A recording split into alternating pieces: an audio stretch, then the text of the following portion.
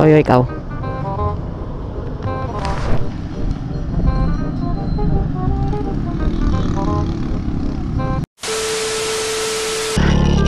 Hello guys, ito Malik is back. Panibagong video na naman po ng walang kwentang content. Ihatid natin si Mahal papasok. Diyan lang naman sa may sakayan. Tapos uwi na tayo. Yan lang. Hirap ng daan dito. Ito laging daanan ko. Ayan.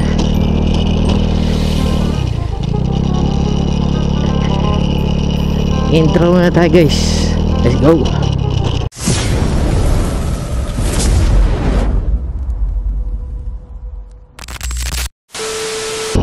Alright, Moto Malik is here. So yun, panibagong video na naman tayo mga Malik. So ngayon, ihatid natin si Mahal sa may sakayan kasi papasok na siya ng trabaho. Hatid tayo na may toyo. Karoon ng toyo ngayon eh. Hindi ako kinakausap kasi nakaraan nag-apply kami pa ibang bansa. Hindi ko nasasabihin kung saang bansa. Wow naman! Wow! Wow! Pero nag-apply kami. So ayun, accepted naman tayo dun sa in-applyan namin. Tapos ayun, hindi siya na pili. Eh yun, nag-uusap kami kasi nga bukas naka-schedule din tayo bukas magpa-angiogram. Tapos ayun, malalaman natin yung magiging result sa angiogram at doon na kami magbe-base ng desisyon namin kung ano bang pipiliin, kung babalik pa ba ako ng barko o itutuloy ko tong land base ko. Yan, bukas natin malalaman sa result. So hopefully sana walang bara yung puso ko at sana maging ayos lang. Okay, sabihin natin na medyo may kaliitan yung offer dun sa in-applyan naming land base kaysa naman dito. Magtatrabaho ka dito sa Pinas, nakakapagod biyahe, although yung sahod maliit lang din. Ba't ang dalawang e-bike na to nagsama pa? Wala kang awa! Oh yun, anyways, yun nga, doon yan sabi ko, maliit ang sahod din dito sa Pinas. Tsaka katulad kong skilled worker tawag doon,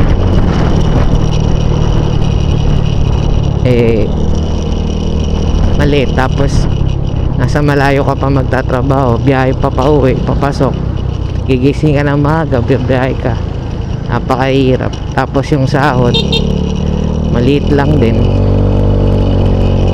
So ayun, mas pinipili ko magtrabaho abroad kasi papasok ka na lang, tapos magka pagod ka, hindi mo na kailangan bumiyahe.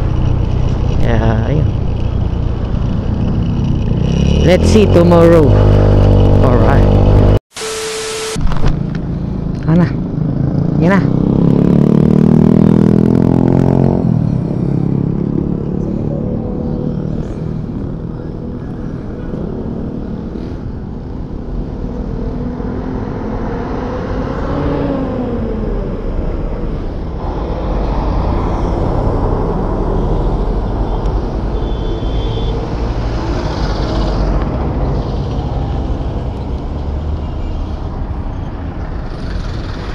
Ayun, Ayan, nakasakay na siya. Tapos ayan, tayo pauwi na. Bili muna tayong merienda siguro. Alam kung saan merienda. Bahala na, tara, let's go.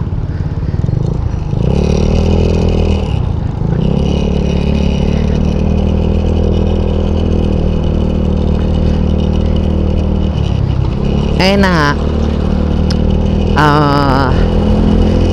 na-stuck na naman ako sa tawag doon, sa decision making, kung ano yung pwede nang gawin. Pero yun nga, katulad nga nung sinabi niya, nag-uusap kami, kasi mahirap din namang mawalay ng mawalay ng 2 years. Nag-iisip din nga ako kasi 2 years din. 2 years din yung kontrata sa land base. Pagka sa sea base naman 8 months lang, 8 months, 9 months lang, okay na.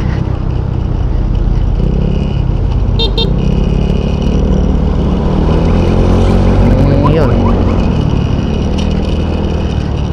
Kaya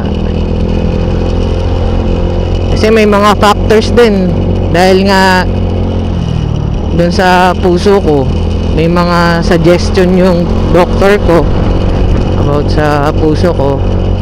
Kasi yung findings nga sa akin is myocardiac ischemia. Kumbaga kulang ng blood flow, or parang may bara dun sa ugat. Di pa naman masabi kung may bara talaga dun sa ugat sa puso ko. Kaya kailangan tawag doon, magpa-angiogram. So bukas naka-schedule tayo magpa-angiogram sa Perpetual Las Piñas. Kaya yun, bukas natin malalaman kung ano yung magiging next move natin, kung tutuloy ba tayo sa sea base or dun sa land base. Kasi yun nga, ayoko magtrabaho din dito sa Pilipinas kasi nga ang hirap din, biyahe pa uwi, pagod. So yun,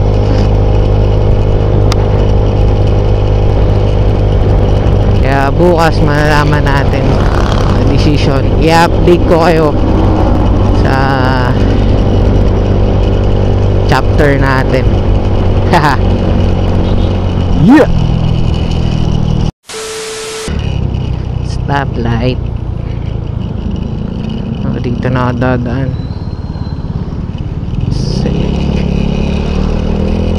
Ayun.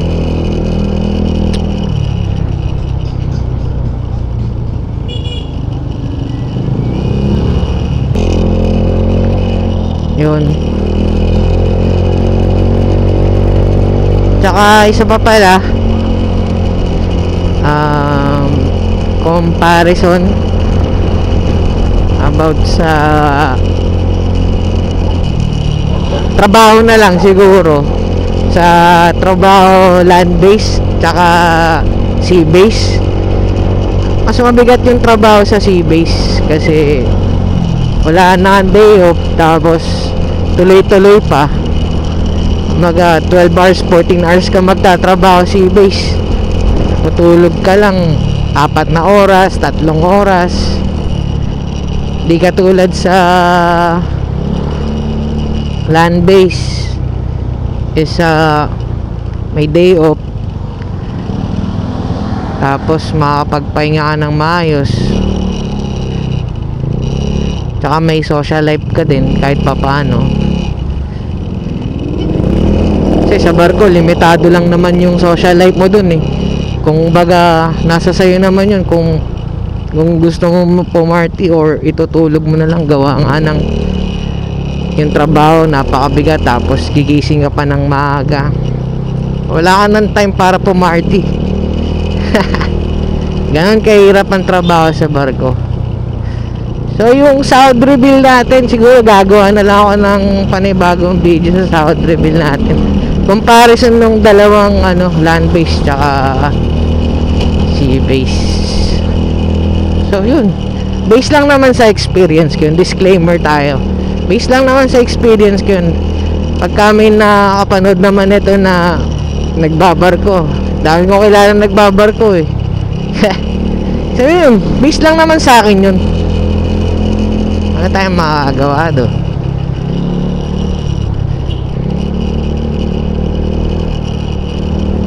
Kasi ang hirap ngayon. Tenga ko yun eh. Ilang buwan na? 3 buwan na. Umuwi ako nung June. Anong month na ngayon? July, August, September. See? Almost 3 months na ako dito sa Pinas. Paubos na rin yung ano natin kasi hindi naman natatapos yung gastusin dito eh.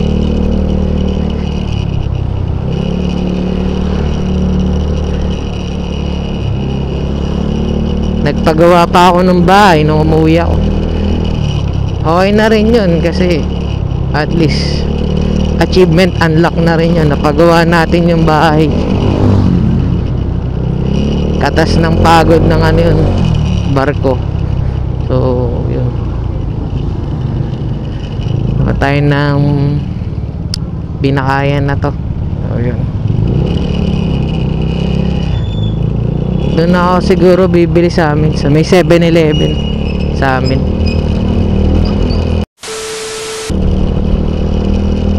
So yun, bago ang lahat, don't forget to hit like and subscribe sa ating YouTube channel. Tapos follow nyo na rin ako sa Facebook page ko, Motomalik. So yun, tsaka sa TikTok account ko, follow nyo na rin ako, Motomalik. Lalagay ko yung link dito sa screen para makita nyo. Nga pala, shoutout pala kila Brian Walda. Yan, kasama ko sa parke yan, sa Lure of the Seas. Brian Walda. Tapos shoutout na rin kay Cedric Ayob Baldacera. Tapos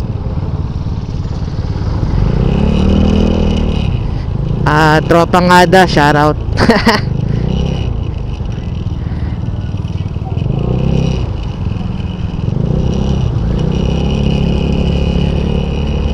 Kay Joshua Litan, yan, nasa barko din siya. Shoutout sa'yo, Joshua Litan. Kung nasan ka man ngayon, diyan ka na lang, huwag ka nang umuwi. Di ka namin kailangan dito. De, joke lang. Ingat ka dyan palagi, Joshua Litan. Shoutout sa'yo. Yan, nandito na tayo sa pinakayan.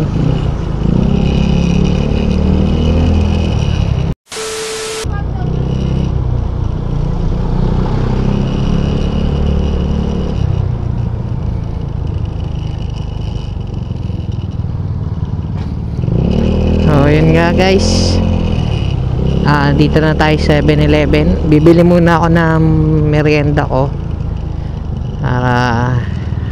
Tapos kung magmerienda, tutulog muna ako saglit.